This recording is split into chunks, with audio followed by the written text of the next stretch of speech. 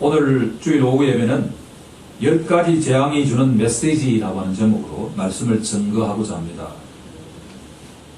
기독교는 어떻게 보면 한 영혼의 변화 과정을 기록한 책이라고 볼 수가 있습니다. 여기서 말하는 변화는 성장, 발전을 의미합니다. 너무나 중요한 이야기입니다. 출애굽기의 주인공은 모세입니다. 그런데 진짜 주인공은 살아계시고 참되신 하나님입니다. 하나님께서는 요한계시록 22장 13절에서 자신이 누구신지를 이렇게 계시하고 있습니다. 나는 알파와 오메가요, 처음과 마지막이고 시작과 마침이다. 하나님은 시작과 마침이 되시는 분이시기에 우리의 창조주이시고 구속주입니다. 여기서 말하는 구속은 보통 우리가 언론에서 죄를 지으면 감옥에 넣는 그런 구속을 의미하는 것이 아니라 어떤 노예의 값을 치르고 그 사람을 해방한다는 의미입니다. 구속의 구자는 구하다라고 하는 구자로 속은 값을 치르다라고 하는 의미를 갖고 있습니다. 성경에서 가장 중요한 의미를 가지는 구속은 법정 구속을 의미하는 것이 아니라 값을 치르고 해방시킨다라고 하는 의미를 갖고 있습니다. 출애굽기는 바로 구속자 하나님을 우리에게 알려주신다라고 합니다. 물에서 건짐을 받은 자라는 의미를 갖고 있는 모세에게 주어진 사명은 정치적, 경제적, 영적으로 죽음의 고통을 겪고 있는 이스라엘 백성을 바로 왕으로부터 어둠의 세력으로부터 구속시키는 것입니다. 해방시키는 것입니다. 모세가 이 역할을 감당하기 위해서는 모세 스스로 구속받고 변화되어야 됩니다. 상당히 중요한 이야기입니다. 어떤 한 영혼이 어떤 조직의 리더가 되기 위해서는 변화가 우선되어야만 합니다. 모세도 예외가 될 수가 없습니다. 모세는 스스로 자신의 죄를 고백해야 하고 십자가 보혈로 온전하게 자신의 죄가 사함받았다는 것과 하나님의 자녀라는 것을 확신하지 않고서는 리더가 될 수가 없습니다. 우리도 마찬가지입니다. 우리가 어떤 교회에서 직분을 받는다든가 사역자로 세워지기 위해서는 철저하게 먼저 모세처럼 변화가 되어야 된다. 그러면 우리가 지금까지 출애굽기를 몇 달 동안 강해해 왔습니다. 모세의 변화되는 모습을 서론에서 분명하게 알아가길 원합니다. 출애굽기 2장에서 우리는 충동적인 모세, 혈기로 가득 찬 모세를 만나게 됩니다. 출애굽기 3장, 4장에 가면 우유부단한 모세를 만납니다. 모세는 자신을 구속하시고 출애굽의 중책을 맡기시는 하나님께 계속해서 변명합니다. 하나님, 저는 입이 뻣뻣하고 혀가 둔한 자입니다. 다른 사람을 보내주옵소서라고 수차례 이야기를 합니다. 출애굽기 5장 1절에 가면 의기양양한 모습의 모세를 만나게 됩니다. 너무나 자신감이 차있는 모세입니다. 그래서 하나님이 주신 말씀을 자기식으로 해석해서 말씀을 더하고 빼는 그와 같은 사람이었습니다. 그런데 오늘 우리가 보려고 하는 7장 이후에 가게 되면 지금까지 모세랑은 완전하게 다른 모세를 만나게 됩니다. 이제 더 이상 모세는 하나님의 말씀을 더하고 빼지 않습니다. 말씀을 그대로 전하는 메신저의 역할을 하게 되었다. 여기서 우리는 중요한 질문을 던져야 됩니다. 모세는 언제 어떤 과정을 거쳐서 이렇게 변화되었을까라고 합니다. 우리는 이렇게 알고 있습니다. 모세는 80살이 되었을 때 출애굽을 본격적으로 감당하는 사역자가 되었다라고 말입니다. 예, 그렇습니다. 모세는 80살이 되었을 때 본격적인 출애굽의 사역을 감당하는 자가 되었습니다. 이것을 알려주는 정확한 본문이 출애굽기 7장 7절 말씀입니다. 우리가 같이 가서 함께 합독해 보도록 하겠습니다. 7장 7절입니다. 같이 읽겠습니다. 시작. 그들이 바로에게 말할 때 모세는 80세였고 아론은 83세였더라. 아멘. 우리는 신자로서 이 일반적으로 알려져 있는 이야기를 성경에서 정확하게 찾아낼 수 있어야 합니다. 모세를 통해서 분명하게 우리에게 알려주지 않습니까? 모세가 출애굽의 사역을 본격적으로 감당했던 때 나이가 80세였고 그의 형 아론은 3살 많은 83세였다라고 합니다. 그런데 이 구절은 우리가 잘 알고 있을지 모르지만 실질적으로 가장 중요한 구절은 바로 앞에 나오는 7장 6절 말씀이다라고 하는 겁니다. 지난 시간에 제가 강조했던 말씀입니다. 다시 한번 우리가 다 합독해 보도록 하겠습니다. 6절입니다. 시작. 모세와 아론이 여호와께서 자기들에게 명령하신 대로 행하였다. 너무나 중요한 말씀입니다. 지금까지 젊었을 때 그리고 목동 생활을 40년 하고 난 뒤에 모세와는 완전하게 다른 모세가 여기에 등장하고 있다는 겁니다. 모세는 여호와 하나님께서 자기에게 명령하신 대로 행했다. 모세는 더 이상 하나님의 말씀에 더하고 빼지 않았습니다. 충동적으로 절대 말하지 않았습니다. 하나님께서 가라 그러면 갔고 하나님이 말씀하라 하는 대로 메신저 역할을 그대로 전했습니다.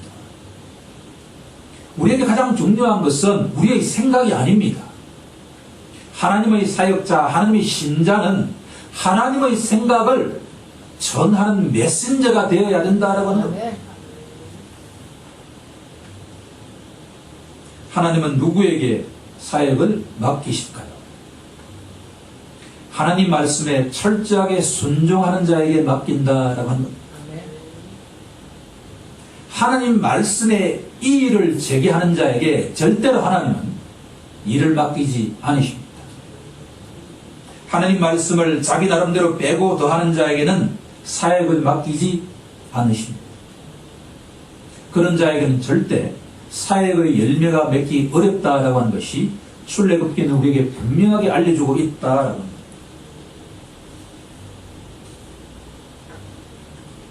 출애굽기 17장 14절부터 오늘 우리가 읽었던 장부터 10가지 재앙이 애굽에 임합니다. 오늘 본문은 그 첫 번째 재앙에 해당이 됩니다. 저는 이 10가지 재앙을 한 주씩 살펴볼 이유가 저는 없다라고 하는 것을 알게 되었습니다. 중요한 것은 오늘 설교 제목처럼 10가지 재앙을 통해서 하나님이 우리에게 던지는 메시지가 무엇이냐라고 하는 것이 중요하다라고 합니다. 저는 그 메시지를 3가지로 찾아보고자 합니다. 첫 번째는 이 10가지 재앙을 통해서 하나님이 누구신지를 우리에게 알려주는데 그 첫 번째가 바로 전능하신 하나님을 우리에게 알려주고 있다. 엘 샤다이라고 하는 하나님을 우리에게 알려주고 있다라고. 두 번째는 하나님께서는 자신이 택한 백성 이스라엘을 철저하게 세상 사람들과 구별하시는 분이다라고. 세 번째는 하나님께서는 인내하시는 분이다라고 하는 이 3가지가 우리에게 10가지 재앙이 던지는 메시지다라고 할 수가 있습니다. 이 3가지 내용을 오늘 살펴보고자 하는데 그 이전에 한 가지 우리가 해야 될 작업이 있습니다. 그것은 10가지 재앙 가운데 마지막 재앙은 너무나 중요하기 때문에 따로 우리가 검토해야만 하지만 9가지 재앙에 대해서 3개의 그룹으로 나누어서 우리가 조금 전체적인 특성을 좀 이끌어내는 것이 유익합니다. 설교 본문을 보시면서 10가지 재앙을 따라오시면 감사하겠습니다. 첫 번째 재앙은 나일 강물이 피가 되는 재앙입니다. 성경책 중간에 그렇게 나와 있지 않습니까? 두 번째 재앙은 개구리가 물 위에서 올라와서 온 애굽을 다 덮어버리는 재앙입니다. 세 번째 재앙은 티끌, 먼지가 이가 되는 것과 같은 재앙입니다. 혹시 이 젊은 우리 형제들은 아직 이가 어떤 것인지 잘 모를지 모르지만 우리 어릴 때는 우리 옷을 입으면 겨울이 되면 이를 잡는 것이 상당히 중요한 것과 같은 작업 중의 하나이기도 했습니다. 아마 군대 생활을 하다 보면 이라고 하는 것을 알 수 있을지도 모릅니다.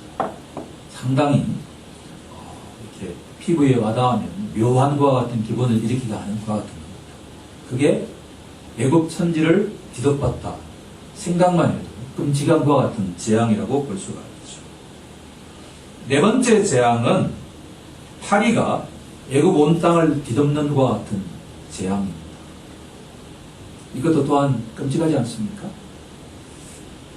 다섯 번째 재앙은 애굽의 모든 가축이 죽는 것과 같은 재앙이 일어납니다. 여섯 번째는 악성 종기가 애굽 사람들에게 생기는 것과 같은 재앙이 일어나고, 일곱째 재앙은 애굽 땅에 무거운 우박이 내리는 재앙이 일어나고, 여덟 번째 재앙은 애굽 땅을 메뚜기가 뒤덮는 것과 같은 재앙이 일어나고, 아홉째는 흑암, 어둠이 애굽 온 땅을 뒤덮는 것과 같은 재앙이 일어나게 됩니다. 여기서 우리는 전체적으로 두 가지의 특성을 이끌어낼 수가 있습니다. 첫 번째는 이 9가지 재앙이 애굽 땅에 내린 것은 애굽 사람들이 믿고 의지하던 신적 존재들을 징벌한다는 성격이 강합니다. 예를 들면 첫 번째 재앙이 나일 강물이 피가 되는 것과 같은 재앙인데, 이것이 우리에게 던지는 메시지는 나일 강물은 365일 마르지 않는 강이기에 애굽이 풍성한 제국을 건설하게 된 근본적인 기초는 바로 나일 강물에 있다라고 할 수가 있습니다. 하나님께서 첫 번째 재앙으로 애굽의 강물이 피가 되게 하신 것은 애굽 사람들이 그렇게도 믿고 의지하는 나일 강물이 하나님 앞에 아무런 쓸모짜기가 없다라고 하는 것을 눈으로 보여주는 것이다 라고 할 수가 있습니다. 개구리가 우리에게 던지는 메시지는 뭔고 하니 풍요를 상징하는 동물입니다.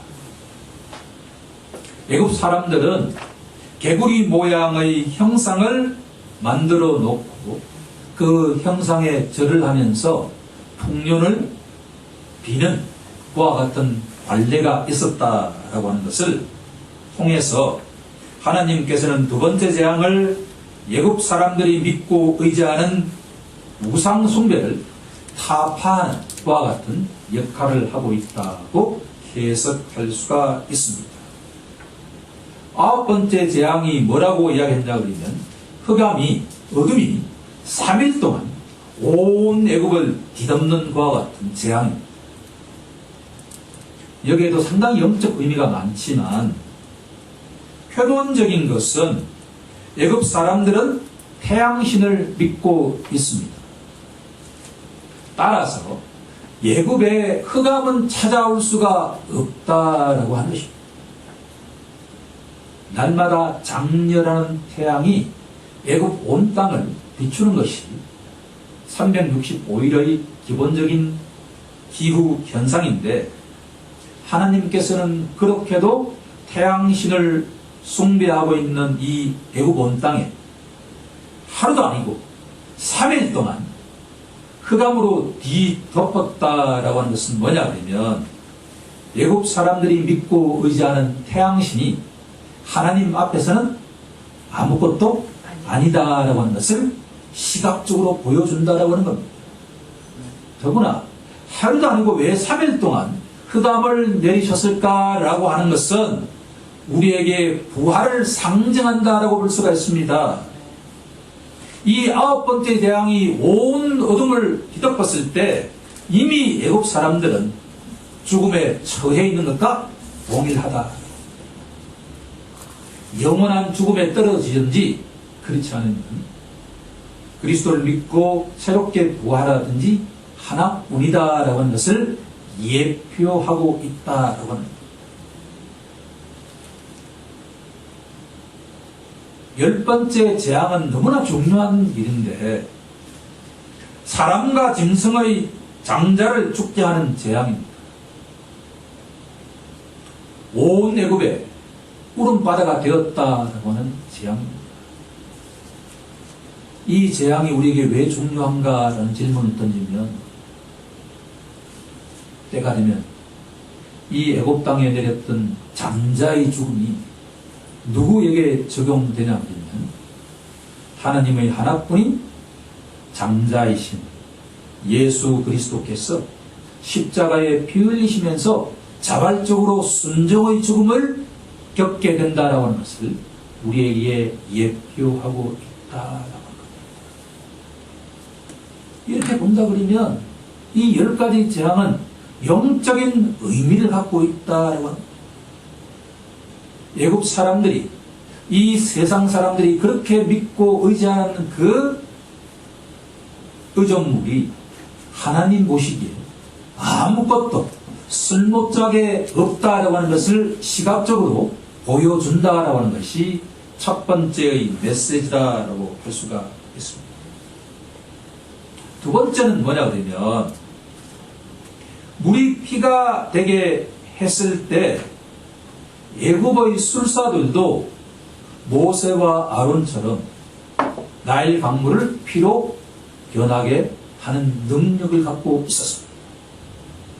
두 번째, 개구리가 물에서 올라오는 것과 같은 기적을 베풀자 애굽의 술사들도 동일하게 이 기적을 행했습니다.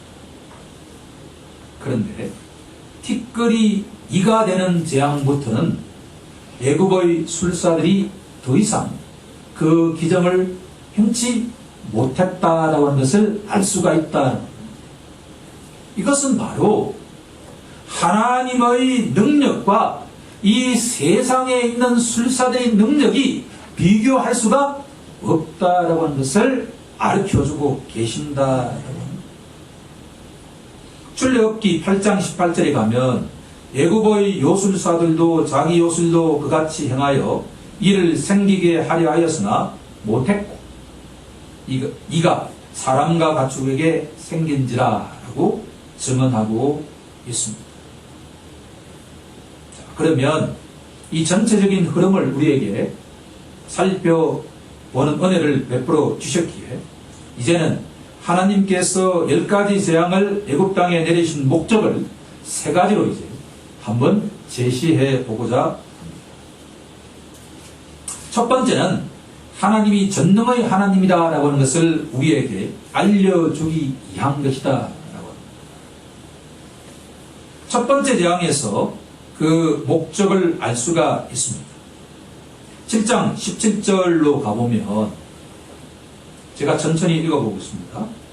여호와가 이같이 이르노니 내가 이로 말미암아 나를 여호와인 줄 알리라.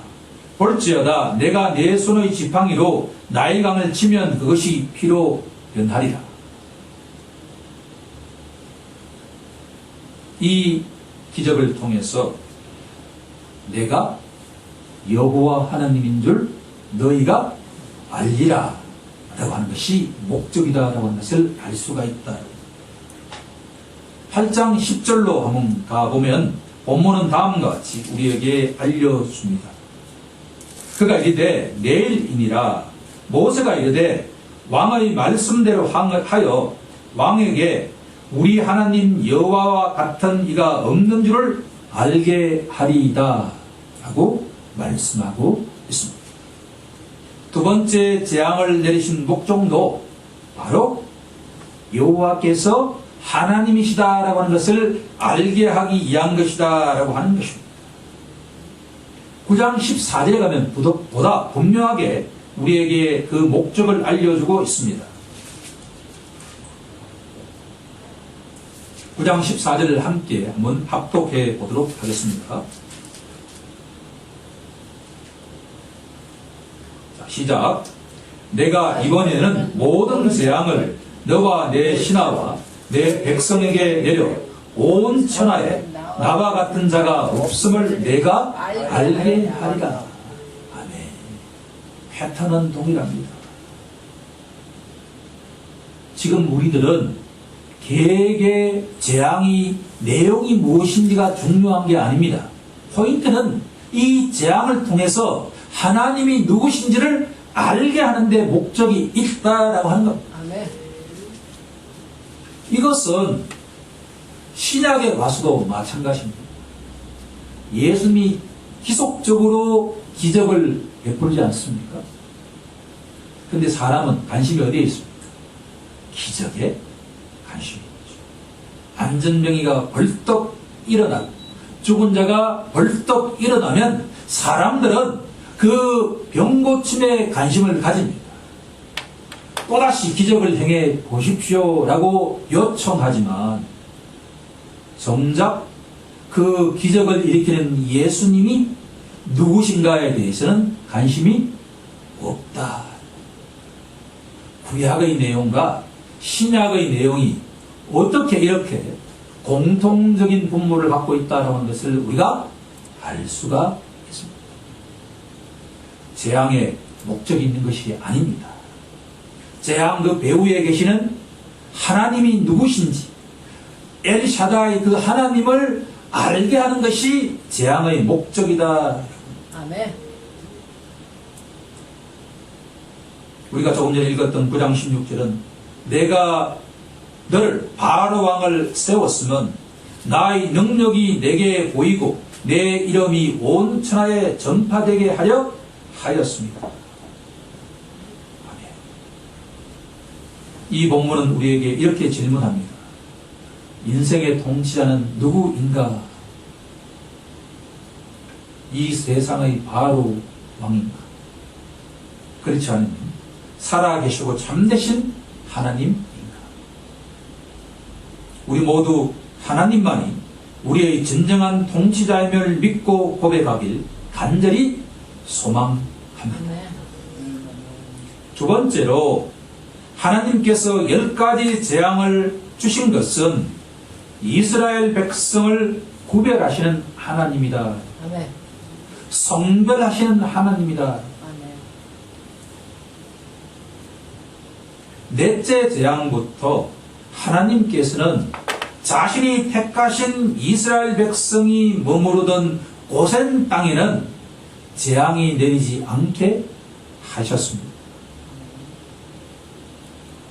8장 22절에 가보면 이런 문구가 나옵니다. 그날에 나는 내 백성이 거주하는 고센 땅을 구별하여 그 곳에는 파리가 없게 하리니 이로 말미암아 이 땅에서 내가 여호와인 줄 내게 알게 하리라. 아멘. 이 말씀의 패턴은 동일합니다. 그런데 네 번째 재앙 파리가 온 애굽 땅에 가득 할 때 하나님의 택한 백성인 이스라엘 백성이 거주하던 살던 고센 땅에는 그 재앙이 찾아오지 않았다라고 합니다. 할렐루야. 이건 너무나 우리에게 은혜로운 말씀입니다. 하나님께서는 자신이 택하시고 부르신 주의 백성들에게는 재앙으로부터 눈동자처럼 보호해주고 계시는 분이다라고 하는 것을 우리에게 알려주고 있다라고 합니다. 세 번째는 10가지 재앙을 우리에게 주신 것은 인내하시는 하나님을 우리에게 알려주고 계신다라고 하는 거예요. 우리는 여기서 이런 질문을 던져야만 합니다. 천지 만물을 창조하시고 이 땅의 모든 일을 다 알고 계시는 하나님께서 10가지 재앙을 내리실 때까지는 바로 왕이 절대 하나님의 말씀에 순종하지 않을 것이다 라는 것을 아시면서도 왜 9가지 재앙을 내리실까라고 하는 질문을 던져야 한다라고 합니다. 여기서 우리는 하나님은 사랑이시다라고 하는 것을 알 수가 있습니다. 사랑은 절대 명사가 아닌 동사다라고 하지 않았습니까? 사랑은 오래 참는 것입니다. 하나님께서 이 애굽 사람들에게 9가지 재앙을 반복해서 주시는 것은 인내하시는 하나님이다라고 하는 것을 알려주기 위한 것입니다. 하나님께서 그렇게 하신 배후에는 애굽 사람을 비롯한 세상 사람들이 자기 죄를 회개하고 하나님께 돌아오기를 기다리고 계신다라고 하는 겁니다. 사도 베드로는 하나님께서 이렇게 하시는 이유를 다음과 같이 증언하고 있습니다. 베드로 후서 3장 9절을 보면 주의 약속은 어떤 이들이 더디다고 생각하는 것 같이 더딘 것이 아니라 오직 주께서는 너희에 대하여 오래 참으시어 아무도 멸망치 아니하고 다 회개하기에 이르기를 원하신다. 이렇게 본다 그러면 10가지 재앙의 내용이 중요한 것이 아니라 하나님께서 이렇게 지속적으로 재앙을 내리실 때마다 어머니 마음처럼 아버지 마음처럼 너희가 이래도 돌아오지 않을래? 라고 기다리고 계신다라고 합니다. 그런데 망나니 같은 이 세상의 애굽 사람들은 더욱더 망나니 짓을 한다라고 합니다. 더욱더 멀리 도망간다라고 하는 것이 하나님을 알지 못하는 세상 사람들의 본성입니다. 우리를 한번 생각해 보십시오. 여러분들, 하나님을 알기 전에 우리들은 하나님으로부터 계속 징벌을 받으면 받을수록 도망갑니다. 돌아오지 않습니다. 그런데 사랑이신 하나님께서는 우리가 돌아오기를 날마다 인내하시면서 기다리고 계시는 분이다라는 것을 우리가 깊이 깨달아야 할 것입니다.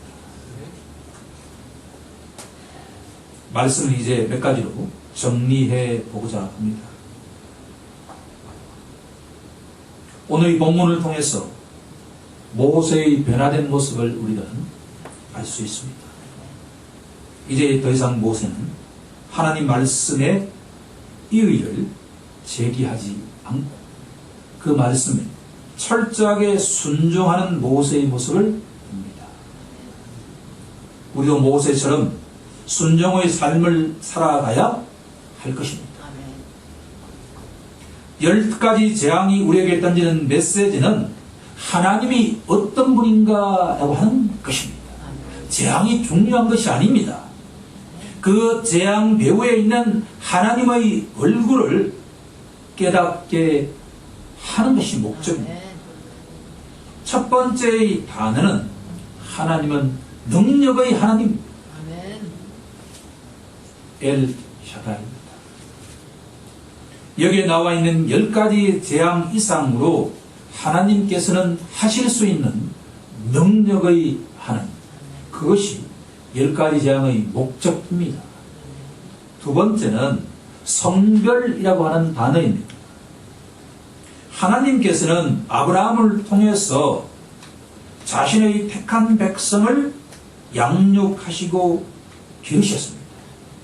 그런데 우리가 잘 알고 있는 것처럼 이스라엘 백성들이 선한 행동을 했기 때문에 그들이 하나님 보시기에 너무나 연락되는 마음이 있었기 때문에 하나님께서 택한 것이 아니다라고 하는 겁니다. 아무런 자격 없는 아브라함과 그 후손들을 선별하시고 그들을 부르시고 그들에게 자녀 삼아주시고 세상의 소금이 되고 빛이 되라고 택하셨다라고 합니다. 우리 또한 같은 것이 아닙니까? 우리가 어떤 선한 행동을 했기 때문에 선한 말을 했기 때문에 하나님께서 나를 여러분들을 자녀로 삼아주신 것이 아니다라고 하는 것입니다. 세 번째는 인내라고 하는 단어입니다. 하나님은 10가지 재앙을 애굽에 내리시면서 그 마음이 절대로 편치 않았다라고 하는 것을 읽어낼 수가 있습니다. 하나님은 메조키스트가 아닙니다. 하나님은 세상 어떤 사람도 자기의 죄를 돌이키고 하나님께 돌아오기만은 인내로 기다리신 분이다라고 하는 것을 우리들은 기억하길 간절히 소망합니다.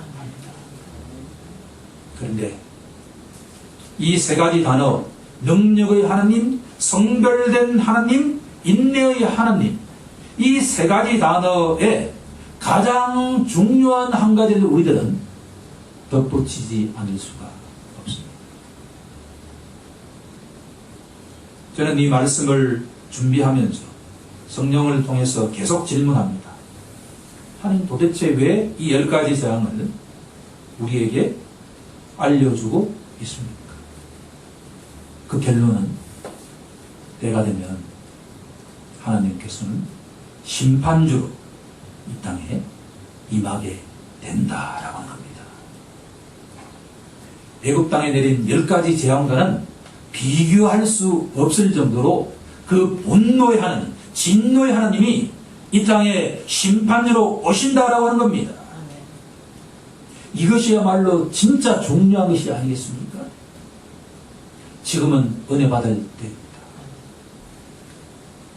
아무리 이 세상 사람들이 포기하고 악랄한 죄를 지은 자라도 자기 죄를 고백하고 하나님 앞에 돌아온 자에게는 하나님께서 용서하시고 그 영혼에게 성령을 선물로 주시는 것 같은 은혜의 하나님이지만 때가 되어서 심판주로 예수님이 이 땅에 오시는 그날에는 아무리 회개한다 하더라도 이미 때가 늦다라고 하는 것을 우리에게 알려주는 것이 아니겠습니까?